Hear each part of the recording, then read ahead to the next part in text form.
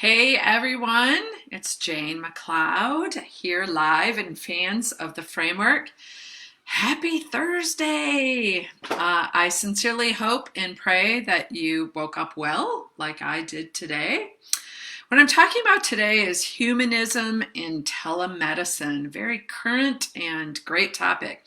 Tell you what, I was challenged, as we often are, by great friends, or in this case, an organization that was asking me to come on site to do some training and coaching with both their leaders and their employees. So a big shout out today to the Oak Ridge Hospital in Osseo, Wisconsin, part of the Mayo Clinic enterprise.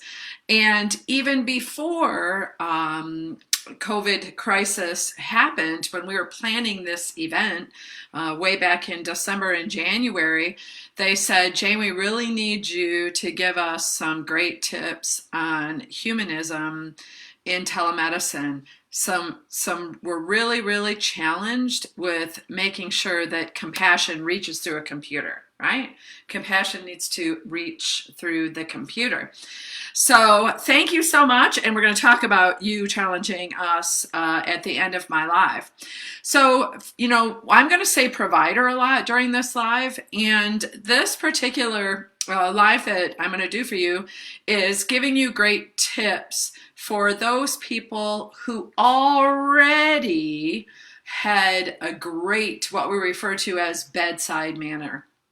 So physical therapists, phlebotomists, nurses, physicians, NPs, extenders of any sort, CNAs, those people that you have trained extremely well to be relational and compassionate and caring in their approach to the patients.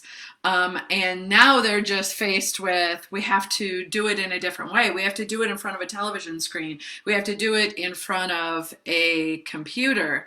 So not everybody picked up what you were laying down and already did an amazing, over-the-top, great job when they were face-to-face with the patient with their hands on them and being really relational and caring, right? So you've got two separate groups of people, those who already have these skills and are just challenged with telemedicine and telehealth, and those who never had the skills and will be further, even more challenged with telemedicine and telehealth.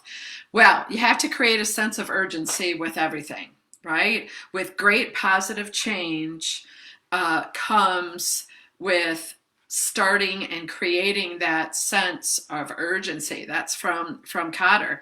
So what more urgent than our entire world has changed, and now we have to communicate as leaders, we have to communicate as providers, we have to communicate, as daughters and friends and spouses, hopefully not, in a different way.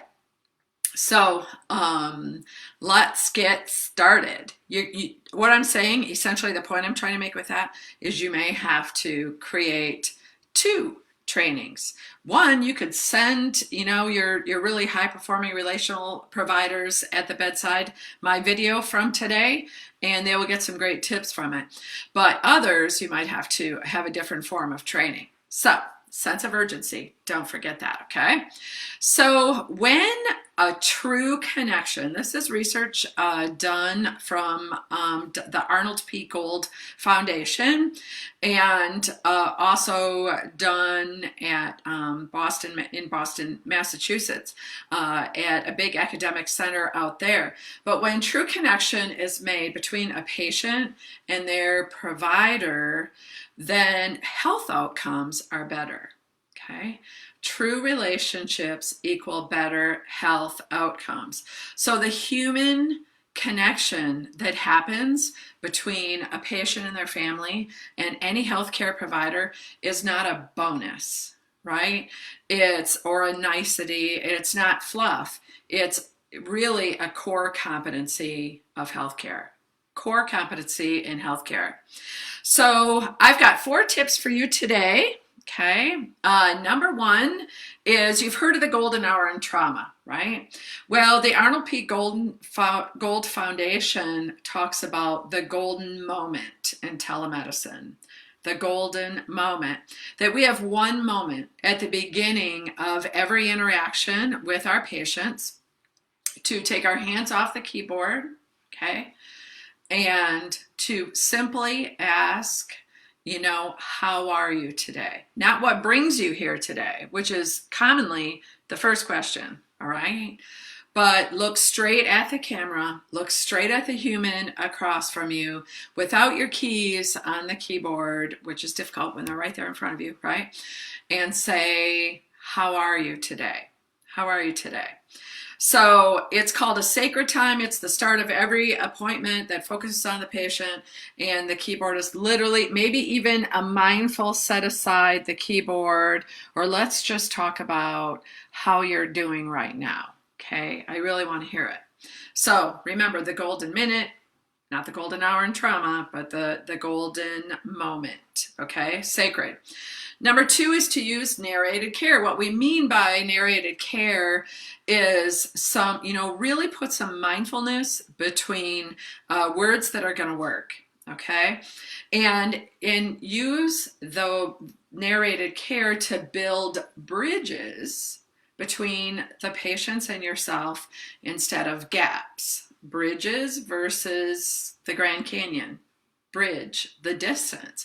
And how you bridge the distance in a situation like that is to call out the fact that it's happening, right? Don't assume that the patients and their families know what you've been facing just to make this appointment happen. But, literally say, gosh, I'm so sorry that we can't be together in the same room, but I've found with all the visits that I've done with many other patients in the past month to 6 weeks or forever, if you've been using it forever, is that this really, really works. It really does. And my patients and I are getting great work done via telemedicine. You can say, my nurse, my MA, and I are working really, really hard here alone in the office. And we've got lots of great work to do, but the best part of our day is getting to connect with our patients like this, right? Build a bridge, not a gap. Call out the fact that you're not in the room there with them, or that this situation is going on, that this is a band-aid potentially until you can see each other again, but thank them for their time. So number two is using words that work or narrated care to build a bridge and not a gap. The third thing is remembering that 2/3 of all communication is physical. 2/3 of all communication is not what you say, but what you do during the interaction and body language. So if you as a provider are staring down at the chart, I absolutely realize I did the same thing as an intensive care nurse, is that you have to, when you're doing an assessment or doing a health history, you have to be able to document in some fashion as you go along, or else you then have to spend time later, possibly time away from your friends, your family, doing that documentation. I get that, right? I get that. But you still can make it extremely personal. And again, use narrated care to call that out. If you don't mind, after I ask you a question, I'm just going to make some quick notes in the computer, because my mind is just not what it used to be. My memory is just not what it used to be. So there's some really great tips out there on how to present yourself really well in a video camera. And one of them is, you may have noticed that I just stepped back, that, there's a lack of trustworthiness and reliability if you're too close. Right? If you're up like this, it appears as though you're not looking in someone's eyes or their face. It appears as though you're looking lower than that. And the correct distance to be for reliability, approachability, and trustworthiness is approximately 24 inches actually from your camera. So try to focus on that. Now, see, the reason why that will make it difficult for you is, guess what? That means you're 24 inches away from your keyboard as well. So make sure when you're asking questions of your patients that you don't ride the questions at the back of typing in the answers from the last one, and that you take your hands off the keyboard, turn to the patient like this and say, or maybe back up that 2 feet and, very clearly look, right into the camera, which is you looking them right into their eyes, and say, tell me, how has this affected you? Not only are they looking at your body language, which can be very distracting for them, okay? If you're fidgeting, if you're playing with your hair, if you're, not even looking at them, they're like, why am I here? Like, he could have asked me this on the phone. But also, you want to watch their body language, right?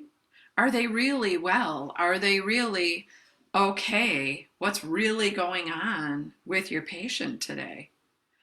If you were in a clinic office with them, or you were sitting, at their bedside in a hospital room, guess what? You would be looking at that body language. You would be assessing that. You might have your face buried in your computer, but you would eventually look to them, right? So it's creating a new habit of being aware of your body language, but step away from the camera. Number 4, have a plan and communicate it to the patient. Maybe your organization already does this. Maybe you've been doing telemedicine for a really long time. Maybe you have a single department such as sleep medicine or behavioral health that has done telemedicine for a really long time. Call them up, ask them this. Some organizations are doing it really, really well.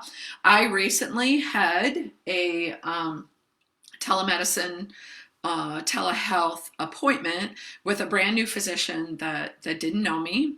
And so when the organization emailed me to say, your appointment's all set, I, as the nurse, am going to call you and call your home 15 minutes before the start of your appointment with your physician, and I'm going to do my intake at that time.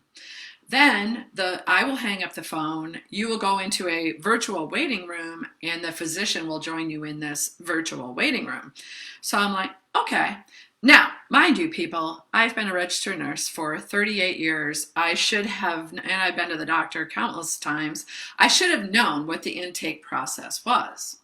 But she didn't say to me in this email, which she could have cut and pasted, I'll be asking you what your weight is. Please weigh yourself that morning. I'll be asking you if you took your blood pressure with a blood pressure cuff that you happen to have at your home. I will ask you what your current pulse is, and you can either take it or use what's on your Fitbit. I'll be asking you for a current list of your medications, right? That's what an intake is, okay? But because she didn't specifically say this is what I'll be doing, when she went to it, I of course lied about my weight. Who wouldn't, right? But anyway, I was wearing a Fitbit. That was the only thing I got right, literally. So have a plan. If you have a plan, maybe, this particular physician's office had never done telehealth. So rely on peers that have done it, or please know that you've got to be really, really clear to your patients on what your language means. What is intake, in other words? Thank you for joining me today. My call to action to you is we got to get this right, people, right? We got to get it right. I also want to let you know that we have firmly rescheduled our public training events. So we've got some great things lined up beginning late summer in Eaton Rapids, Michigan, traveling through Frankenmuth, Michigan, and Mackinac Island and landing ourselves in beautiful North Country, Hayward, Wisconsin. So check out our website, capstoneleadership.net, has all of our training events posted. And also we want to challenge you to give us, again, one of our partners challenged us to this. Could you have 5-minute live videos that describe, a piece of your framework in 5 minutes or less? Tips to follow the framework in 5 minutes or less. And what we're thinking about doing is coming up with a top 10 list. What are the top 10 things that you need most for your leadership, right? What is your personal framework? What are the top 10 things that you could use assistance with in your leadership? So watch for that. We're going to be posting it. Talk at you next week.